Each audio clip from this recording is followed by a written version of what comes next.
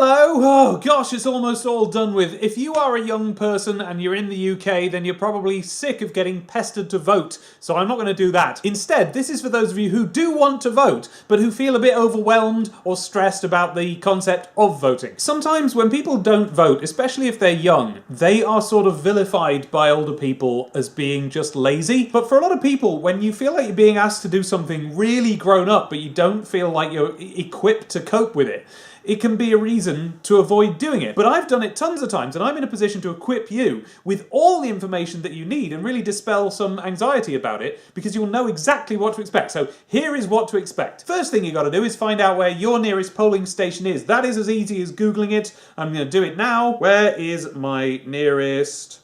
Oh God, food bank comes up first. I've never Googled that. Look, I said I wouldn't pester you to vote.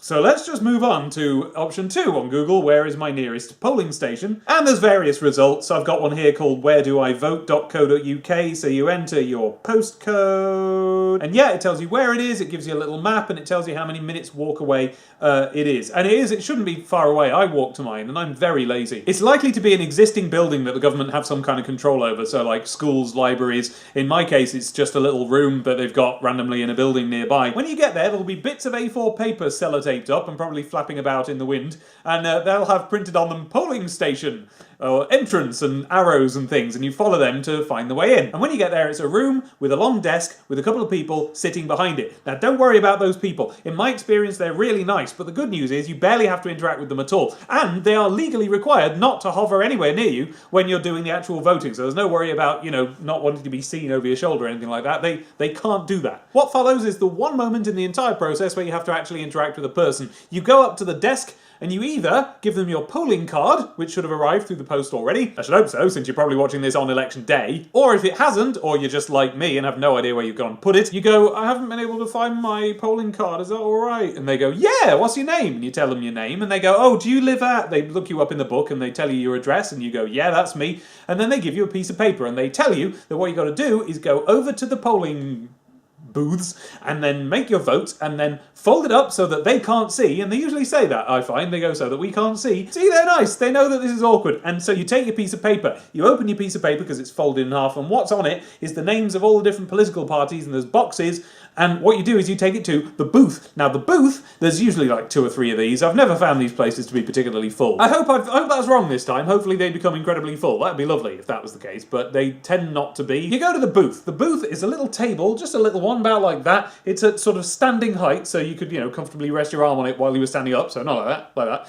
And what you do, it's got a pencil on it. Probably a couple of pencils, because you're not allowed to use pen, I don't think. But anyway, they supply the pencils, they give you the piece of paper, and you look at the piece of paper, and on it, it says the names of all the political parties. So what you do is you put an X in the box next to the one you want to win. And you don't do anything else. This is the one part where it's important what you do. So I always look at it and go like, once I've done it, even though it's the simplest thing in the world. You pick the one you want, you put an X in the box, it says that on the paper, there's an example, and then but I still stare at it and I go, have I done this right? Let me triple, double, quadruple check. But it's a very simple procedure. You just look at the names and you put an X next to the one that you want to be in charge. Then you just fold it. You don't put your name on it. It hasn't got your name on it. You just fold it up. You go back over to the table where the people were and you put it in the slot in a box that they've got. And they can't get it out again once they've done that. They can't. And if they did, they wouldn't know which one was yours anyway. So it's done. And it's comfortably anonymous and it's all fine. And then you go, thanks, bye, and you leave. You don't have to say thanks. You could just skulk off. You can have your iPod on at this stage. You can be rude to them. Doesn't matter. You do what you want. Don't do what you want. Be nice to them. Don't be rude to them. Be nice. Say thanks, bye, and they go thanks, bye, and they've got cups of tea and biscuits. They are nice people. They're probably, I don't know if they'll give you a cup of tea and a biscuit. I don't think they will, but they've got them, and that's how you know they're okay. And that, my friends, is it. That is all you have to do, and it's so... Oh, it feels so good on the way out, because you have like this double feeling of good feeling, which is, number one, you've helped, you know, you've been, like, you've stood up for yourself, for once, you've put your name on a thing that has to be listened to by law. You know, when you tweet your opinions, nobody has to necessarily listen or respond, but when you put an X in that box, legally someone has to listen and it counts. So you feel great about that, but then the other thing that you feel great about is that you just did the thing. You went out and did the thing that you know is the right thing to do, that everyone's been telling you is the right thing to do, and you've done it. You were good. You were right. You were a good guy that day. And then what you do is you treat yourself, because you have gone and voted, and now you're entitled to a cake or an ice cream, you know, whatever you're in the mood for that day, you're allowed it, and that's it. That is the whole process, and that's everything that's involved. If you still, some of you might still think that you don't have the information you need to make your decision on who to vote for. Trust me, that information is easily findable. Spend 5 minutes on, you know, Twitter. I've been tweeting a lot of political stuff, but I've got a particular bias.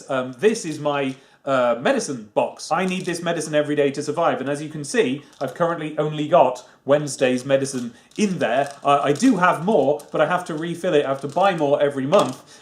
In America, where they have a really stupid sort of healthcare, that can cost hundreds and hundreds and hundreds and hundreds per box, and I wouldn't be able to afford it at all. Here we have the NHS, and so every prescription costs exactly the same, and it's £8 something, and that's it, no questions asked. Well, if you want this video to remain an impartial one, then you might want to switch it off now, because I'm about to say that the Tories are currently trying to dismantle the NHS, and therefore remove my access to the tablets I need to have every day to remain living. Is that an exaggeration? I genuinely don't know. I know that my internal organs would start to dissolve if I ever stopped having it, and I assume that leads to death, but I've never talked to a doctor about the timescale on which this would happen, because it has never been an issue before. There was never any threat to my being able to get these tablets before, and now there is. It might have been today, it might have been yesterday, something leaked, and it turns out that the Tories have been cutting the NHS so much that I personally have been able, in the time that I've been a patient, which is about 7 years, I've been able to watch the stuff they provide have to recede. Waiting times have got longer. It has got more difficult to get appointments with your own doctor. I've seen equipment have to downgrade, and it's nothing to do with the opinions of the staff of the NHS,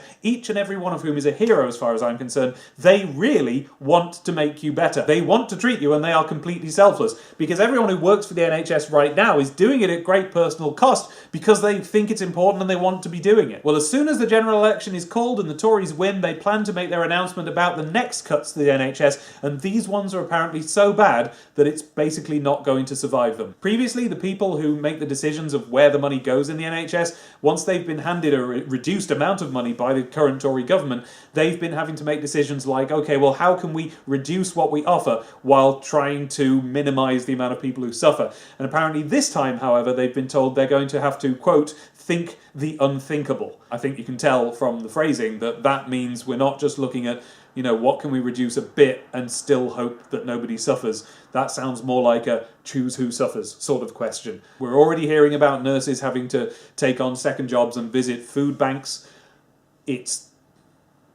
They can't be allowed to do any more, and they're going to. So I would say I don't want you to vote for them. But if you dislike me, then cut off my ability to have my life-saving tablets on Thursday the 8th, which is probably today. There's plenty of time. I think that last time they were open till 10 PM, but Google it. You'll find out how long they're open for, and you can meander over there. It's not going to take you long. It's not going to be a very long walk. You're going to be 2 minutes once you're in there. It's in and out, in, tick, out, and you're done. It's the easiest thing in the world. And Theresa May and the Conservatives, who are doing that to the NHS and who cut back on that police funding recently that here in Manchester we're quite cross at them for having done, are absolutely relying on you not going and doing this. So it's the quickest way to stick it to the man that exists. So off you go, if you wouldn't mind. No, I said I wouldn't. Oh, screw it, go and vote.